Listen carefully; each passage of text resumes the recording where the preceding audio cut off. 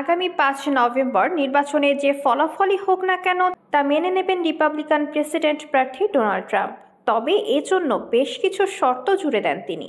বৃহস্পতিবার জর্জিয়ায় মার্কিন president Joe বাইডেনের সঙ্গে সরাসরি টেলিভিশনে বিতর্কে অংশ নেন ট্রাম্প। সেখানেই সাংবাদিকের করা এক প্রশ্নের জবাবে একথা বলেন তিনি। এ বিতর্কে মডারেটর ডানাবাস ৩ বার ট্রাম্পকে প্রশ্ন করেন যে তিনি আগামী নির্বাচনের ফলাফল মেনে নেবেন কিনা। ৭৮ বছর বয়সী ট্রাম্প ২ বার এই প্রশ্ন এড়িয়ে যান, কিন্তু তৃতীয়বার তিনি বলেন নির্বাচন যদি সুষ্ঠু ও আইনসম্মত হয় তাহলে তিনি অবশ্যই এর ফলাফল মেনে নেবেন। ট্রাম্প কখনোই প্রকাশ্যে ২০২০ সালের নির্বাচনে হার স্বীকার করে নেননি।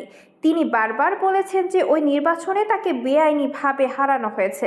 বৃহস্পতিবারের বিতর্কেও তিনি তার সেই অবস্থান ধরে রাখেন।